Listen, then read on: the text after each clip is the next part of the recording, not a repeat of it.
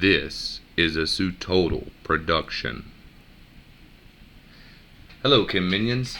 Alright, so looking at our fourth practice video for Chapter 3. Here we're going to practice giving the IUPAC names whenever we have cycloalkanes. Now remember, in this section we brought in the idea of cis and trans.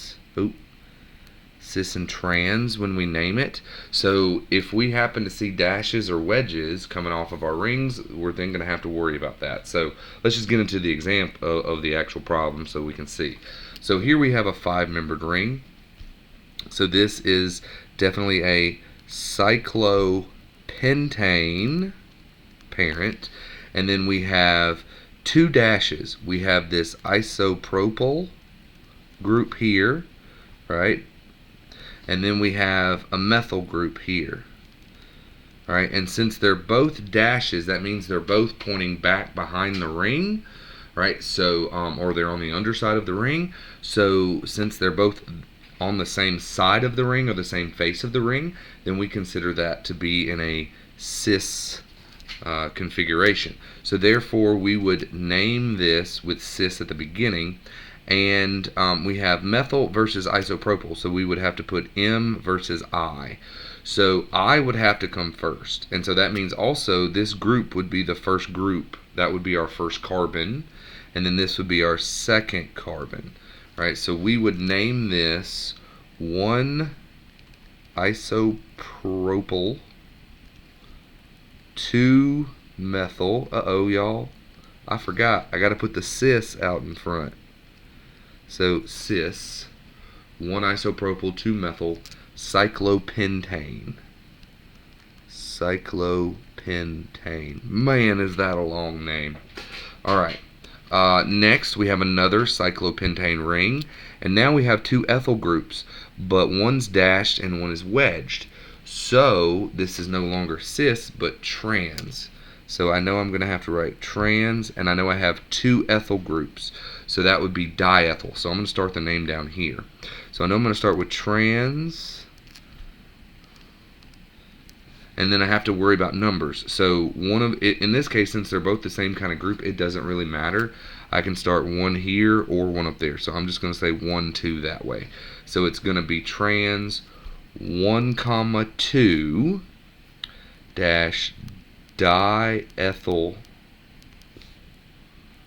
cyclopentane. All right. Next up, we have a long chain and we have a 4-membered ring. So when you have a chain and a ring together, especially when we notice here the chain definitely has more carbons in the parent than. So here we have a 1, 2, 3, 4, 5 carbon continuous chain versus a 4-membered ring. So in this case, the parent isn't going to be the ring, it's going to be the chain. So it's going to be a pentane chain. And so we've got a methyl group. So this would be a methyl group. And then this would be a cyclo, if it's 4 carbons, it's butyl. So cyclobutyl group. Now you notice I didn't count this carbon in my parent chain. Right, I said 1, 2, 3, 4, 5. Right, I didn't say 6. So, but this is going to be our first branch point here. So that's definitely carbon number 1, 2, 3, 4, and 5. So we would name this 1 cyclobutyl, 4 methyl, and a 5 carbon chain would make the parent pentane. Alright, so that would be the long, oh, you can't see all of it. That would be the long drawn out name for it. Alright, next we have a 6-membered ring here. We have an iodide and a bromine. So we see that they're both wedged. So this is definitely a cis configuration for that. And now we have to look in terms of when we start to number this. Which comes first? Is it carbon number 1 with a bromine or carbon number with an iodine? Well, remember, you use the alphabet. It's alphabetical order. It's not size. Students do size all the time. That's not right. So B comes before I in the alphabet. So it should be 1, 3.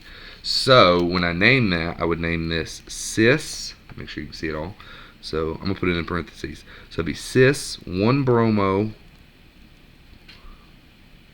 3-iodo cyclohexane. Okay. Next up, I have a 3-carbon ring. I have a fluoro and a methyl. And these are, one's wedge, one's dash. So I know I have a trans configuration. And alphabetical order, right? F comes before M. So this would be carbon number 1 and this would be carbon number 2. Right? So that's a fluoro group and this is a methyl group. So I would name this trans 1 fluoro 2 methyl cyclopropane. And that's a long name too. Alright, and then looking at this guy, we have a 4-membered ring, so that's a cyclobutane ring, and it has 1, 2, 3, 1, 2, 3, so it has dipropyl. So this isn't isopropyl, this is regular propyl. Alright, so, and we notice they're both dashes, so this is a cis configuration as well. So I'm going to name this as, I'm going to try and squeeze it right here. So I'm going to put in parentheses cis. Alright, and it doesn't matter which one I number as 1 because they're both the same group. So I'm going to make that 1 and 3. So it'd be cis 1, 3 dipropyl cyclobutane.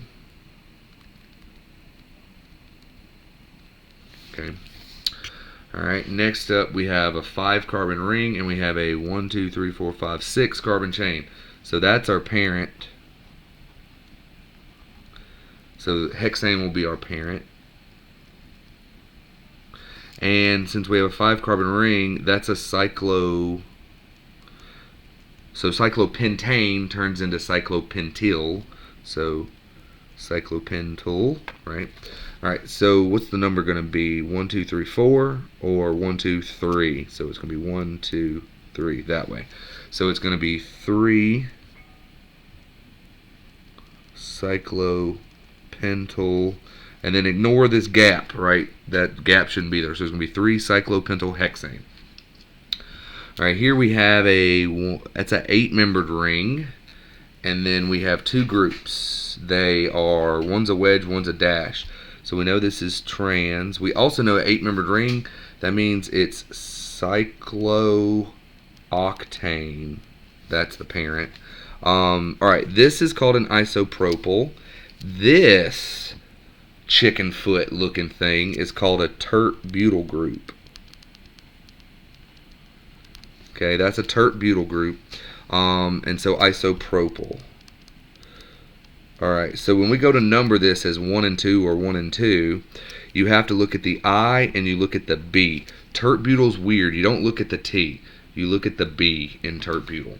So alphabetically, butyl comes first. So this should be 1 and that should be 2. So this spectacularly crazy name is going to be cis, in parentheses, cis 1 tert-butyl 2 isopropyl cyclooctane.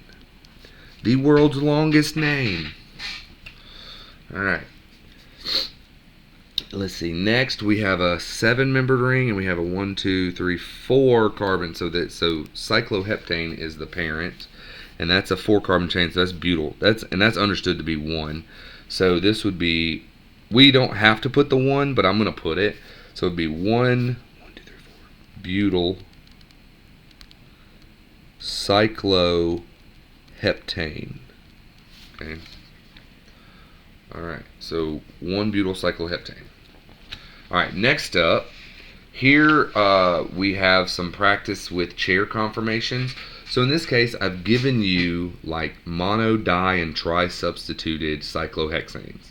And remember we talked about how the cyclohexanes, they don't look like this, right? They're not flat and planar.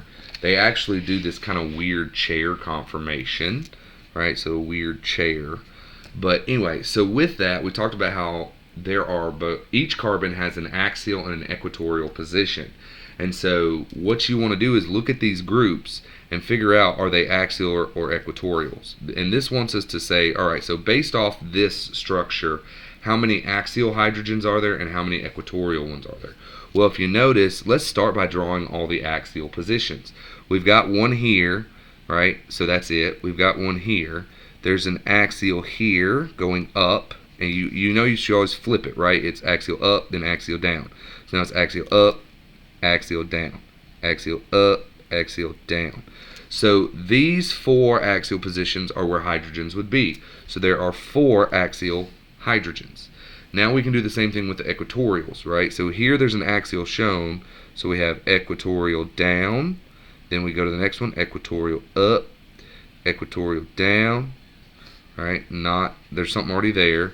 So equatorial up here. So equatorial down, and then equatorial up. So the equatorial positions I had to draw were, I had to draw 1, 2, 3, 4, 5. So there are 5 equatorial hydrogens, right? If we look here, both of these groups are drawn as equatorial. So there aren't any axial positions already taken. So it should be 1, 2, 3, 4, 5, 6, right? Each carbon has 1 axial and 1 equatorial. So I should have 6.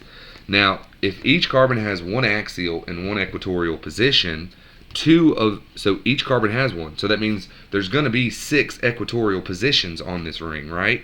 2 of which are taken. So it would be 6 minus 4, or sorry, 6 minus 2. I already had the number in my head. 6 minus 2 would equal 4. So there should be 4 equatorial positions that are hydrogens. And if we look, I've got 1, 2, that one's already taken, that one's already taken, 3, and 4, right? So there's my 4. Here, remember, every carbon has 1 axial and 1 equatorial. Well, guess what? The group here is axial, so I don't have any equatorial spots that are taken. So I should have 6 equatorial hydrogens, right? Now, I would have 6 axial positions. 1 is taken by chlorine. So it's 6 minus 1, or 5, right? But just to kind of show that, right? This one's axial up. So then coming down here would be axial down. That's 1. Axial up, 2. Axial down, 3. Axial up, 4. Axial down, 5, right? Okay, the next one. Every carbon has 1 axial and 1 equatorial position. So if I notice, none of my axial positions are taken by a group. So all of my axial positions are hydrogens. So that means I've got 6. I've got 6 carbons in the ring. I should have 6 axial hydrogens. Here I've got 1 equatorial position already taken. So it's going to be 6 minus 1, or 5 equatorial hydrogens. And I can try and show them to you here. So we've got, that one's already taken. So there'd be an equatorial up here, equatorial down, equatorial up, equatorial down, equatorial up. So I've got 1, 2, 3, 4, 5. All right. Here, this one's tri-substituted, and so if you notice in the axial, there's 6 carbons in the ring, so that means there's 6 axial positions. One of them is already taken by the OH, so it's really just 6 minus 1, or 5. I have 6 carbons, 6 carbons in the ring. That means I've got 6 axial and 6 equatorial positions. 2 equatorial positions are already taken.